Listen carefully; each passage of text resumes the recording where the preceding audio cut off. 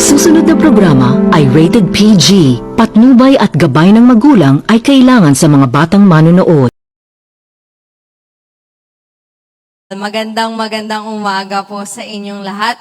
Kamusta po kayo sa magandang araw na ito? Nako, wala pa yatang energy, Sir Robbie. Magandang Kamusta umaga kayo? po sa kanilang lahat. Nako, parang kailangan pang magpainit, Sir Robbie. Kailangan pang magpainit.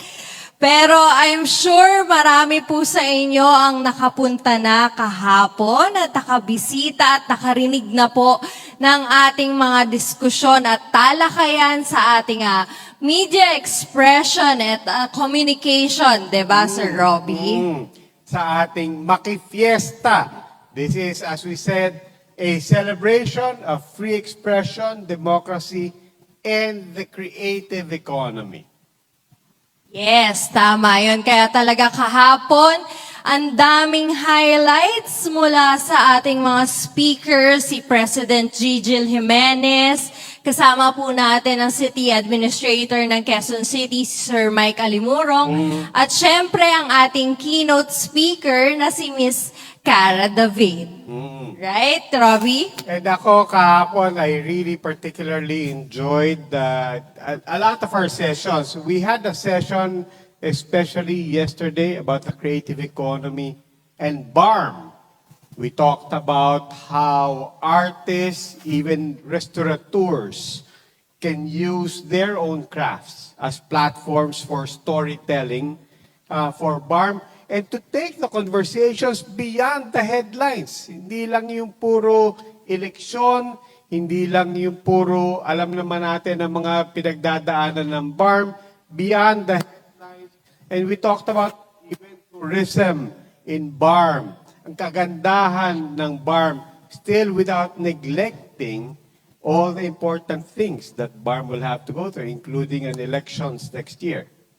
Yeah, talagang punong-puno ang ating naging day one. At ganun din po ang inyong aasahan para sa ating day 2 ng ating Makifiesta. So, Robbie, it is really indeed special itong ating Makifiesta, and this was brought to you by Quezon City Government, led by the Public Affairs and Information Services Department, para po sa ika-85th na anniversary ng inyong lungsod. Kasama rin po namin ang aming event partners, ang ating conveners ng ating Makifiesta. Kasama po ang University of the Philippines, International Media Support or IMS, Pro Productions, Fight Media, at syempre, ang Puma Podcast. At saka marami tayong kailangan pasalamatan. People, organizations that helped us put together, contributors, sponsors to our festival. These include the Canadian Embassy, the Embassy of the Kingdom of the Netherlands, the Australian Embassy, kasama ang kanilang isang program via AusAid, yung IAG, Microsoft Philippines, Ticket to Me. Sa lahat po na nakakuha ng ticket and you've been getting our updates for the program, maraming salamat po sa Ticket to Me, PLDT Smart Foundation, PLDT Smart, Metro Pacific Investments Corporation, One Meralco, Maynilad, NLEX, and gaya ng sabi natin, ang IAG. Yes, kaya talagang nagsama-sama po ang public and private sectors para maihatid po sa inyo itong ating Makifiesta. So, di na natin patatagalin, Robbie? Hindi na, dahil alam ko, medyo, baka hindi nyo kilala yung una nating tagapagsalita. So, tatawagin ko muna itong mas sikat para ipakilala ang partner po natin from Fight Media, si Voltaire Tupas, to introduce our first speaker for today.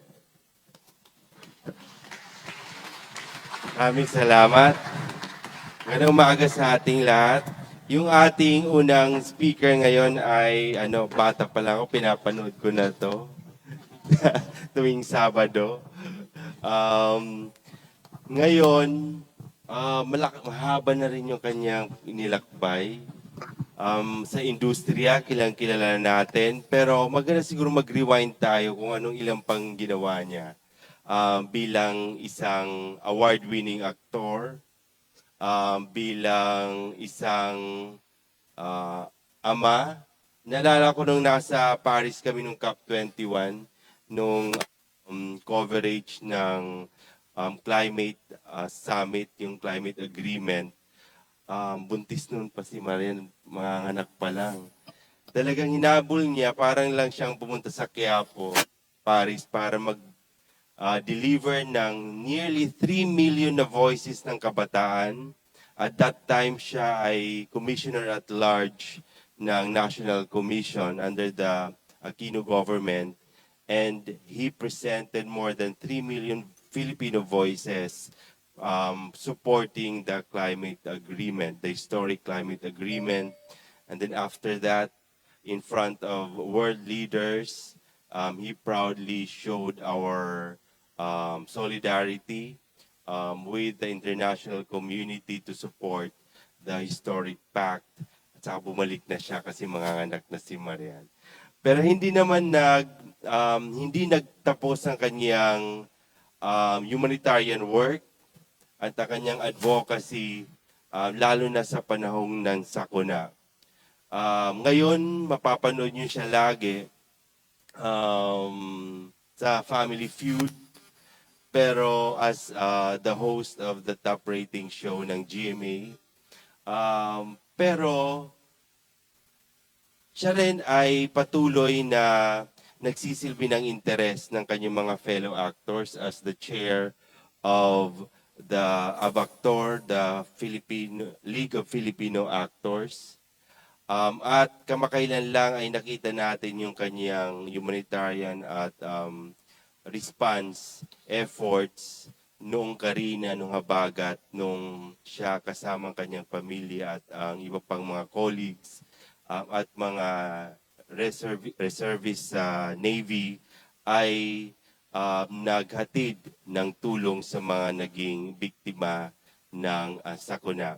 Hindi ko na papatagalin dahil siya ngayon ay kasama natin sa isang napakalaking effort kasamang ibang mga partners natin, yung Fight Media, kasama yung UP NOAA, yung Yes Pinoy na kanyang pinamumunuan as the founding chair, at ang QC, DRRMO at QC government na bahagi ng ating effort na ito.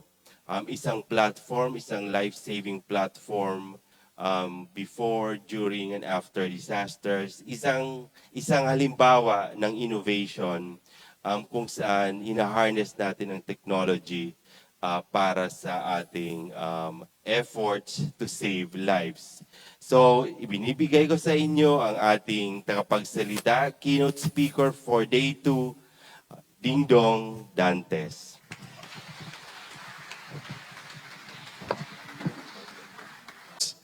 Magandang umaga po sa inyo lahat. Good morning. How is everybody doing? Okay naman po? Parang oo.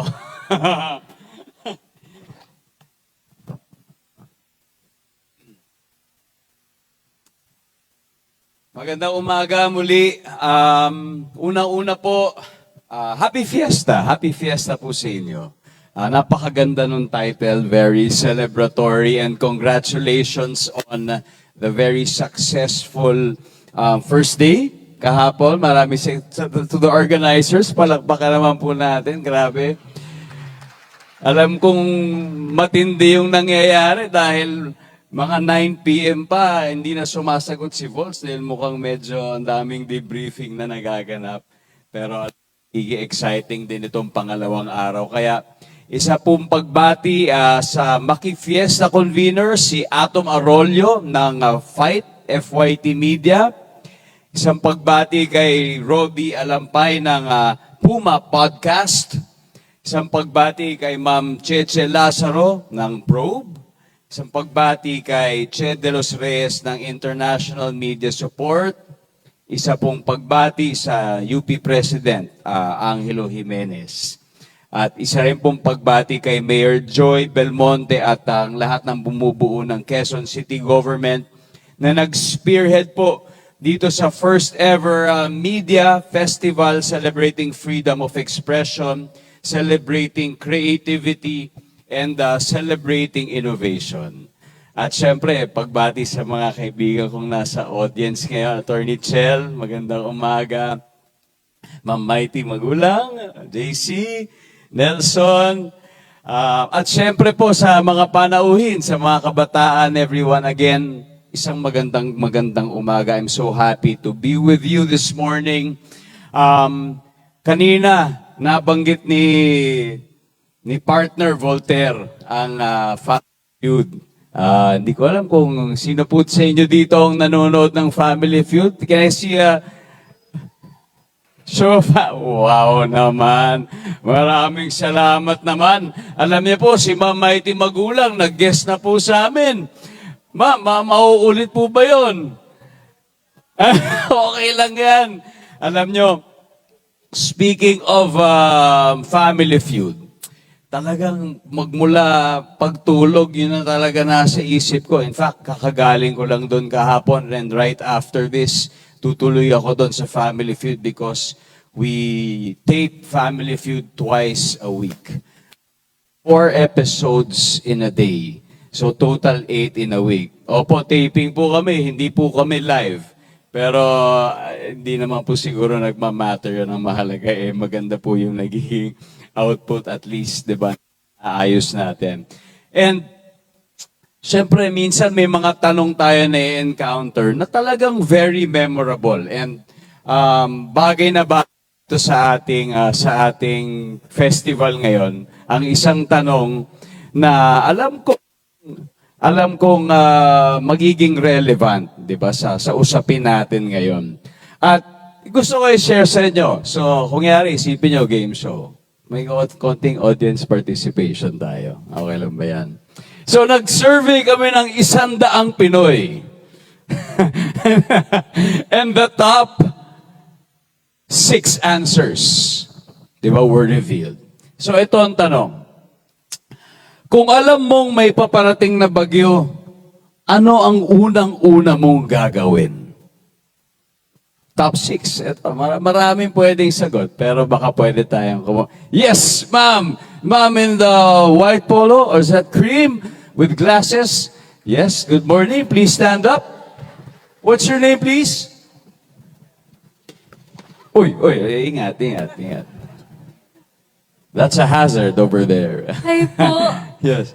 Hello, what's your name? Luella po, from Far Eastern University. Louis from Far Eastern. Do you have your fellow colleagues with you there, Yes over there po, from sila FEU? Yeah, Luella, ano ang una-una mong gagawin? Pag malaman mo may bagyo bukas, Magpe-prepare po ng mga necessary na supplies. pwede. Tignan natin kung nandyan yan. Magpe-prepare ng necessary surprise. Nandyan ba yan? Meron. Top 2 yun. So, top 2 yun. In fact, 20 respondent na bibili sila sa grocery. Bibili sila sa store. Kumbaga, mag-i-imbak sila. One last. Yes, sir. Gaya na the neon green. Magandang umaga. Magpo-post sa Facebook. Magpo-post sa Facebook ng relationship status ba to? O Hala, may magpo-post bagyo. natin? Ha? Hala, may bagyo. Hala, may bagyo! Nanakot pa! Nanakot pa! Tignan natin, andito ba yan? Wala eh. Wala. Pero hindi. Siguro with regards to social media, baka na... Yes? Watch News. Nandiyan ba ang Watch News? Alam mo, meron. Pang-5 siya. Pero it's similar. Makinig sa radyo. makinig sa radyo. So kita natin, ito yung mga trend ng mga sagot. Pero i-reveal ko po sa inyo yung totoong mga naging sagot ng respondents ng 100 tao na sinurvey. At talaga pong sinesurvey ito. Una, ang top answer ay aayusin ang bubong. At 35 na tao ang nagsabi nito. Totoo, ayusin ko yung bubong. Kasi talagang maraming tao ang talagang tumutulong ang bubong. Kahit anong ng bahay na at merong tutulo talaga in a span of some time. Pangalawa, bibili sa grocery na nasagot kanina, bibili sa grocery, 20 respondents yun. Eto, siguro may kinalaman doon sa Facebook, magcha-charge ng gadgets. 13. Mga talagang sobrang mahalaga sa kanila ang gadgets nila. Gadgets is life. Uy, life, LYF. Hindi naman po sila mga nonchalant kasi talagang gusto pa rin talaga nilang maging active sa social media. Ito, ipapasok ang sinampay. Oh, shampoo ang sumagot nun. Tapos sumunod John, yung sinabi na manood ng news, makinig sa radyo, 7. At ito na ang pinaka talaga para sa aking nakaantig. Para sa akin, ito yung pinaka value ng survey question na ito. Merong 5 sumagot na nasa dulo ng listahan na sabi nila sila ay magvo-volunteer. Yes. Usually, itong mga questions na to nagbibigay ng snapshot ng kung ano talaga yung siguro sinasabi ng mga tao. Although snapshot lang yan, hindi naman sinasabing katotohanan talaga na ito talaga ang representasyon ng lahat. Pero 100 tao ang sinurvey. At sabi nung 5, no, I will volunteer. So, I am sharing this because when it was announced a month ago na si Karina ay nandyan, talagang tumitindi na siya. Umaga to at kakagising ko lang nakita ko sa telepono ko na pack up ang Family Feud taping. Kasi meron yang may bagyo. So, I assumed na siguro lahat na rin siguro ng mga opisina ay gano'n ang mangyayari na hindi matutuloy ang trabaho. Siyempre, reaction ko doon, wala doon sa mga sinurvey. Ang first reaction ko, naalala ko nung parang college ako na, yes, makakatulog ako. Mas makakatulog pa ako ngayon. O kaya, magagawa ko yung aking mga back errands, yung mga hindi ko na-accomplish in the last weeks. Pwede, makakapaglaro kami ng kids. Wala rin pala silang pasok noon dahil summer. No? Weird, summer, tapos umuulan. So anyway, so parang ganon. Or kaya, pwedeng na lang, magne-Netflix and chill. Di ba? Marami mga bago. Yun yung mga unang pumapasok, di ba? Pero siyempre, habang tumatagal yung araw, nakikita natin sa social media, nakikita natin sa telepono, sa lahat ng sa mga sources natin, yung kwentuhan sa bahay, nakikita natin sa feed kung gaano ka-devastating yung nangyayari sa ating kapaligiran. Kasi siyempre sa una, doon ka muna sa finds ng iyong sarili. Unang gagawin mo, siyempre, isi-secure mo yung sarili mong pamilya. Okay ba kayo? Tatawag ka, ma, okay ba kayo dyan? Kasi hindi na po kami magkasama sa bahay. Yung mga kaibigan, tatawagan, i-check, kamusta po kayo? Okay lang ba kayo dyan? So,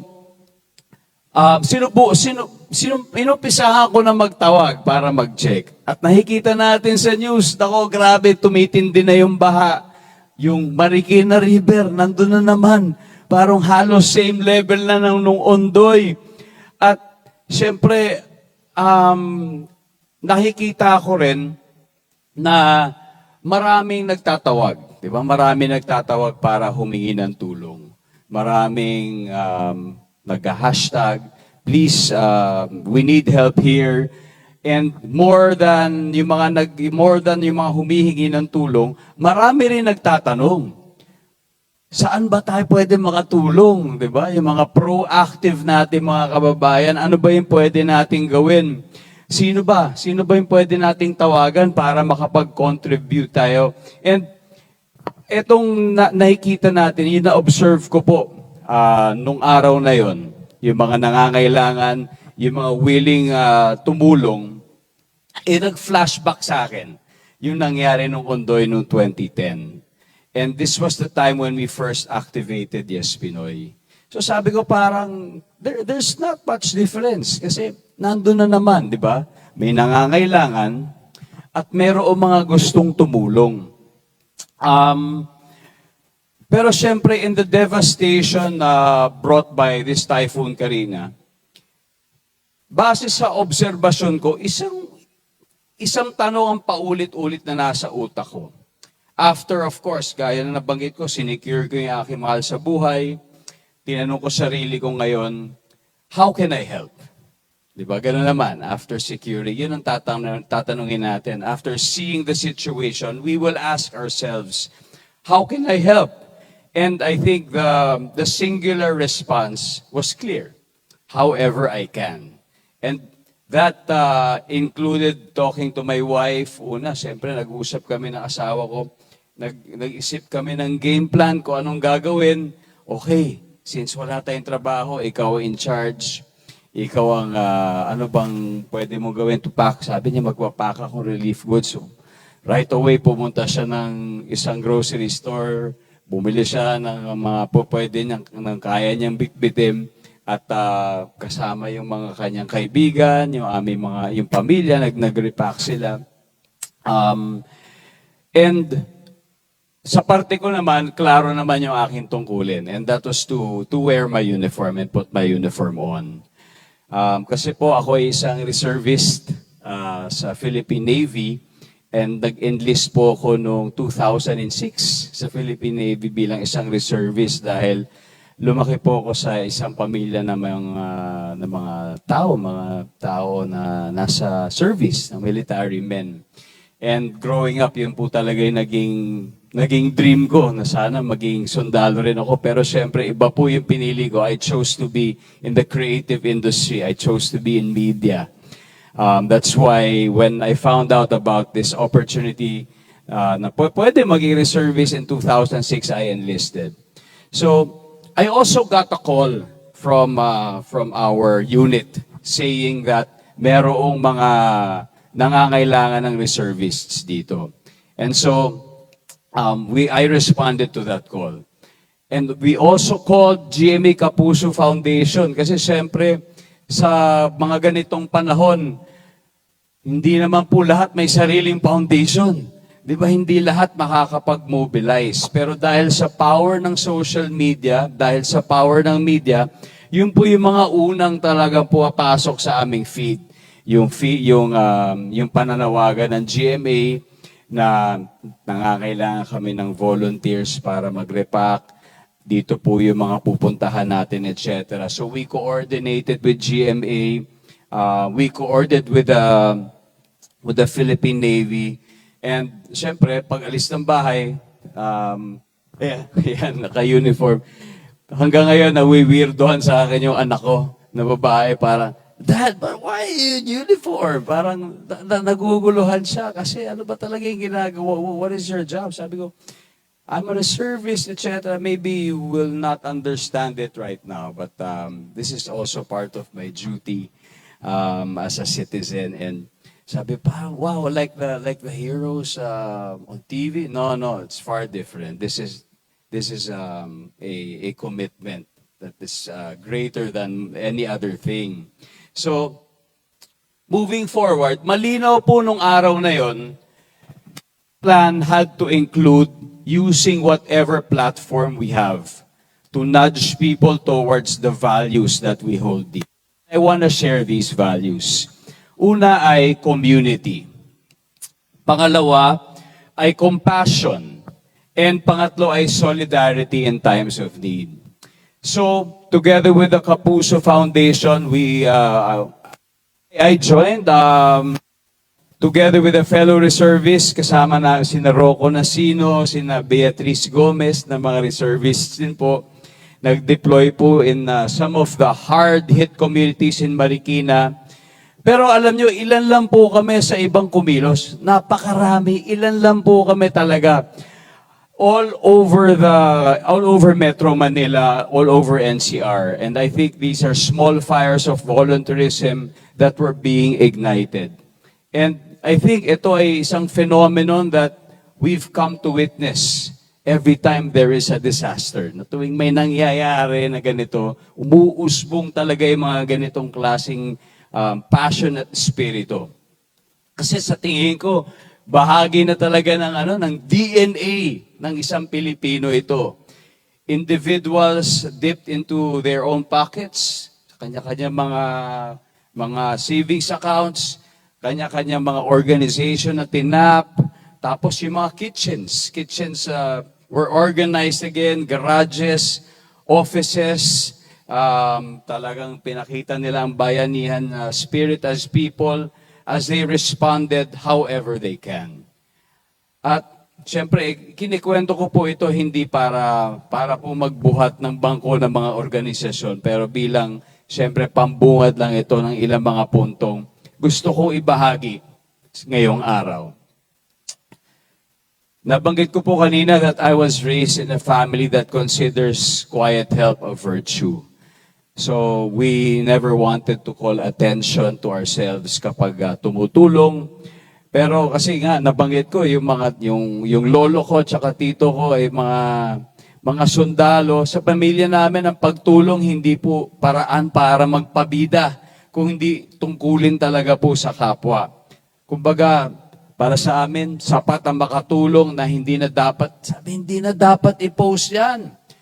Pero sa totoo lang, it took some time to outgrow that awkwardness. Kasi meron po talagang awkwardness sa ganon in publicizing efforts in times of calamity. Pero later on, I will talk about the value of that also later on. So, malinaw po nung araw na yon that the plan had to include using whatever platform, di ba? Lahat ng po pwede nating gawitin. And itong duty po na ito that we've performed throughout the years, whether as a National Youth Commissioner who spoke before the leaders during the signing of the Paris Agreement noong 2015, yung sa COP21, or as a reservist of the Philippine Navy, or now as a steward of our organization sa Aktor that cultivates cultural work as a force for nation building. And I think ito po yung mga pundasyon ito po yung mga elemento ng pundasyon ng advocacy. Dahil dito po in today's hyper-connected world, I think almost everybody has a platform. Lahat po tayo ay may platform, whether may 1 milyon, 1,000, 12, or even a few in social media, I think everyone can still do their share. At ito nga po mismo ang unang punto na ibabahagi ko. That the more people that are marching in lockstep toward a single direction, the faster and more impactful our efforts will be.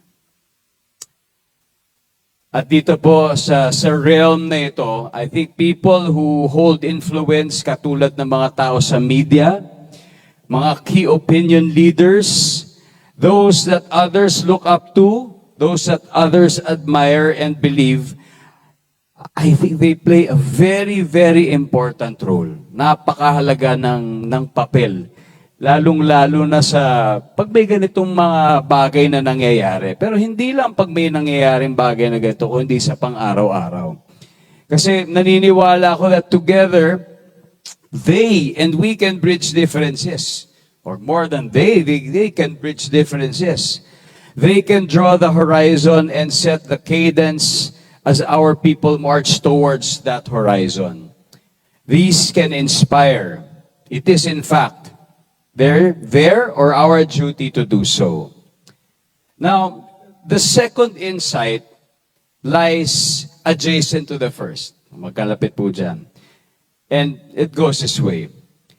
If civic action is a function of numbers and organization, then community is key.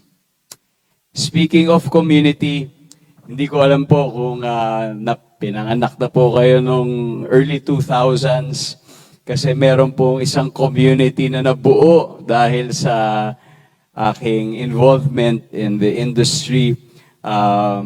Tinawag po na #Dongyan.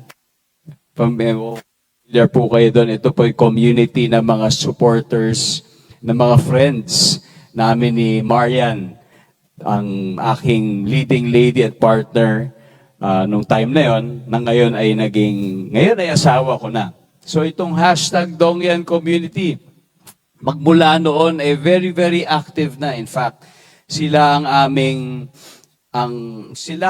unang tinatawagan kapag may kailangan na volunteers or kapag kailangan ng isang grupo ng let's say, not just in times of disaster, but when we have projects, we do it together as a community.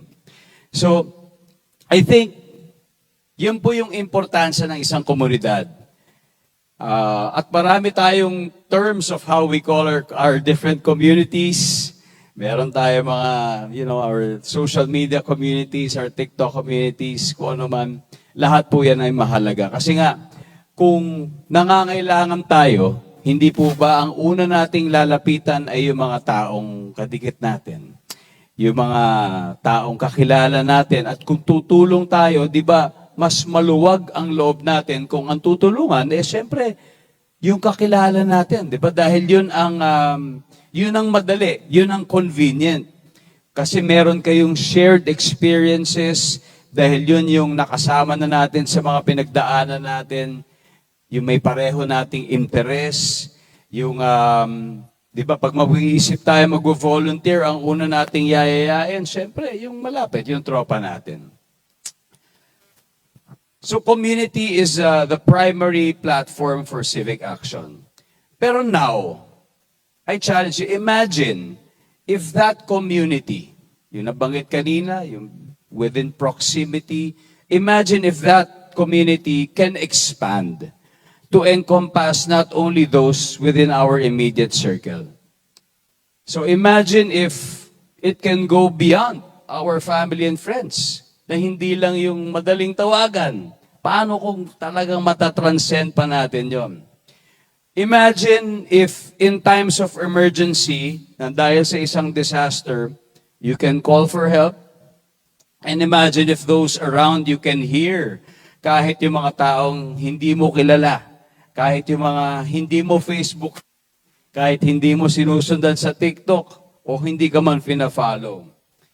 Imagine, kung sa pagvo-volunteer, kesa mag-message sa chatroom ng barkada, may paraan na makipag-connect sa ibang tao, at hindi lang ibang tao, kundi sa mas maraming tao, kahit estranghero, kahit mga taong katulad mo na naghahanap lang ng paraan na makatulong, kagaya ng nabanggit ko kanina, dahil marami ho talagang naghaharap ng paraan kung paano makatulong. Imagine if everyone who is willing to help is deployed in a manner that is efficient and strategic and plays to everyone's strengths and capacity. Imagine, kumbaga hindi lang yung shotgun method na, sige, halabira lang lahat, pero hindi natin nare-realize na sayang, nalulusa yung effort kasi instead of consolidating and focusing and strengthening a singular response, nagiging kalat siya. Imagine kung gaano karami pa ang pwedeng matulungan, kung gaano kabilis tayo makatulong at kung gaano ka-eksakto ang tulong na maibibigay natin, kung ano ang kailangan. So, imagine all this. Dahil ang katumbas sa mga yan ay mga buhay na po pwede nating maisalba. Now, imagine that there is a tool. paano natin magagawa ng lahat ng ito sa pamamagitan ng isang tool that can be used to achieve all of this, and that tool can fit in the palm of your hand. So, nakakatuwa dahil lahat ng nabanggit ko, social media, about the influence of connecting to people. The creativity of people in media kung paano makapaggawa ng solusyon sa pagresponde sa mga sakuna. And alongside the creativity, alongside the willingness to help, and finally, this is something that we would love to present, something that is innovative, something that includes technology. And this is what we're building. And we're calling it Life Saver. So yes, Pinoy, the foundation that I co-founded is collaborating with Fight Media and UP NOAA to develop a platform and build a community that can help organize critical information for disaster management and climate action. Si Life Saver po has 3 pillars. First, the life-saving hazard maps and other products of the expertise of UP Project NOAA and the UP Resilience Institute. Dahil nakalatag na po yan, many years ago, nagagamit po ang UP Project NOAA. That's why we are so grateful na available po ang UP Project NOAA na ito for free. And second, the life-saving crowdsourcing platform, and the stories that can move and further inspire. This is an effort po led by Fight Media. Ito po talaga ang ginagawa nila. They inspire through telling stories kasi sa pamamagitan ng mga kwento, doon talaga tayo naaantig, nai-inspire tayo, nalalaman natin kung ano ba yung po pwede natin gawin. Talagang very inspiring ang mga kwento ng Life Media. And third, the life-saving training program led by Yes Pinoy on the ground. Now, what's the goal? The goal is to build a community as large as possible of digital grassroots humanitarians through the power of each of these pillars. The power of information, and the ability to process this information towards life-saving ends. The power of connectivity, the power of storytelling, the power of volunteerism, na hindi mawawala, the power of mentorship. I think the goal is to really make our nation feel like a true community and harness that sense of community towards doing good. Ang layunin po natin, 0 casualties. I think and that's the goal of everybody. Lahat ng nasa gobyerno, ang ating public sector, pati ang private sector. Pero siyempre, hindi naman po pwedeng iaasa nating lahat because I really believe in collaboration na kailangan matindi at malakas ang bond at tulungan ng ating private and public sectors. Kasi naman ang gusto po nating lahat, 0 casualty sa anumang sakuna, sa alinmang komunidad. At matutupad natin ito by activating and empowering the Life Saver Network down to each and every barangay. At sana dito mismo ang simula. Ngayong umaga, ngayon, sa Quezon City, dito sa ating Makifiesta na event. So, I'd like to show you how Life Saver works quickly. So, it's an app. It's an app that you can download on your mobile device, or pwede mo rin siyang i-access through your desktop. And through the app, we can report an incident. Pag may nakikita tayo, we can report an incident. We can send a picture or a video or even a message. Pero for now, we can also report floods, even accidents fires. Later on, this list will expand to include storm surges, landslides, relief, kahit status ng drainage sa inyong kalye, sa inyong barangay, at may isasama pa ang lahat ng ito at marami pang iba. You'll of course have to register first, just like any other app. And if you're a verified member of the Lifesaver community, your report will show up on a map. So kailangan, mahalaga rin naman talaga na nave-vet natin ito, nave-verify. Kasi syempre, the last thing we want is to have fake news in this kind of a platform. So kaya paiigtingin at patitibayin ang mga screening mechanisms bago pa makaregister ka. So these reports are being monitored and will be addressed by our partner responders. For example, ang Quezon City Disaster Risk Reduction and Management Office. Yan po ang ating partner. Sila po ang nagmamonitor at iba pang mga agencies na may ganito pong klaseng kakayahan at capability to respond. Through the platform, you can also sign up as volunteers.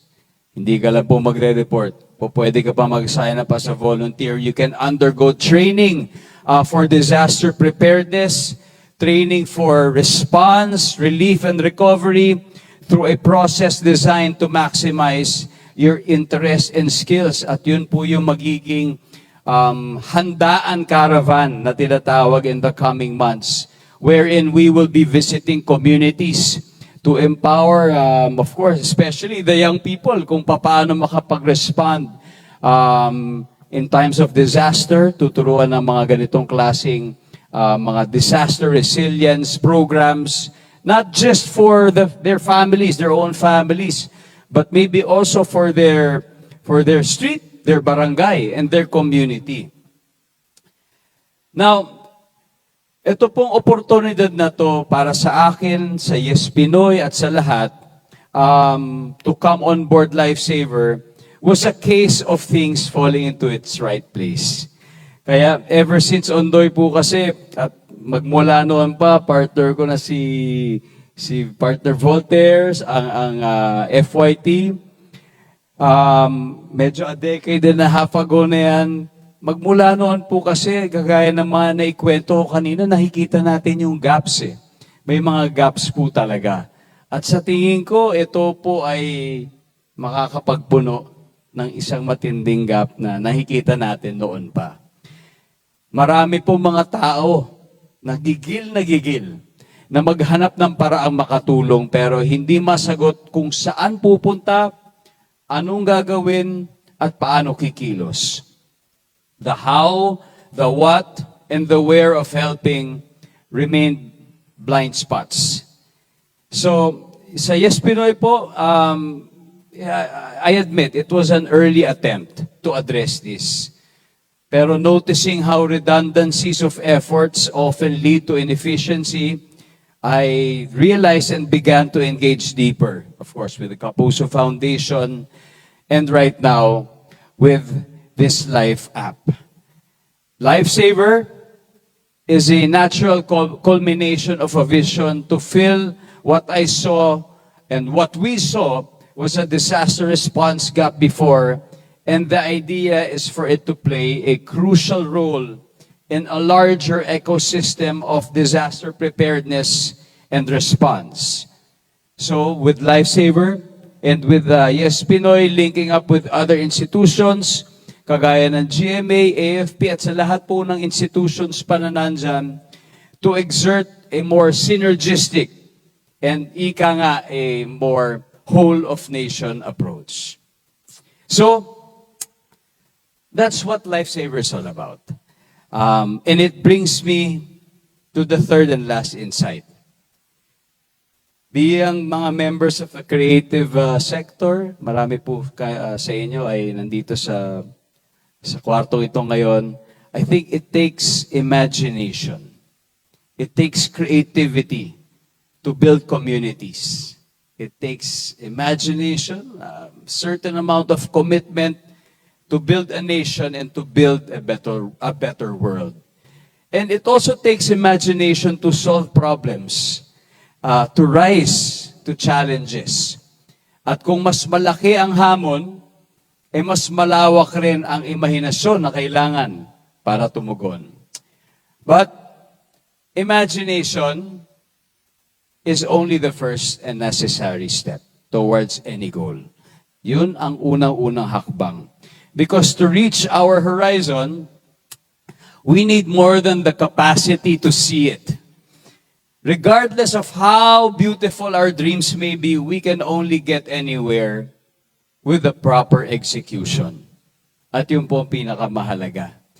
Nation building is about showing up and being willing and able to do the hard work. Lifesaver is a product of such hard work. But bigger dreams are waiting to be fulfilled. Ang tanong, how do we build a culture that understands resilience, not just as a passive value? Pag sinabing passive value, yung tipong, yung hindi siya badge of honor lang ba? Hindi lang siya badge of honor. But one that encompasses a proactive stance to disaster. How do we build a culture where people reach out to others not only in the moments when disaster hits, but even before, with the entire communities working together to prepare? How do we loop in the youth, our young people, in this endeavor, the way we worked on the implementing rules and the IRR, ng implementing rules and regulations ng SK Reform Act, ensuring that the young leaders take part in crafting barangay disaster plans? How do we make sure that the taxpayers' money allotted for such plans are spent wisely and purposely?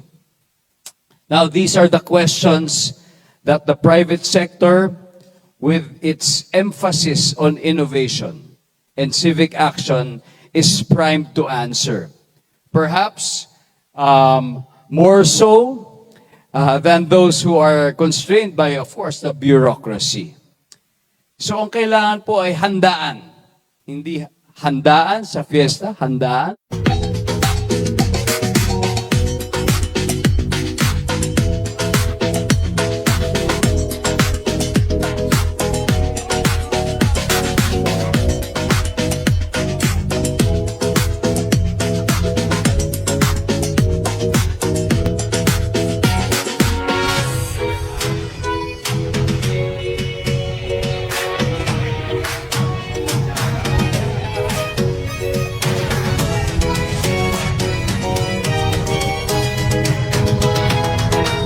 Thank you. Have a good morning.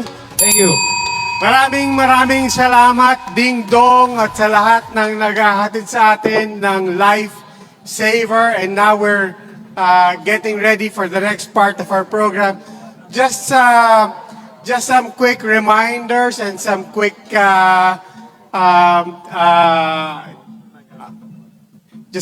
reminders for everyone as we settle now into the next part of our program. Kanina nabanggit ni Ding Dong. Maraming salamat, Ding Dong.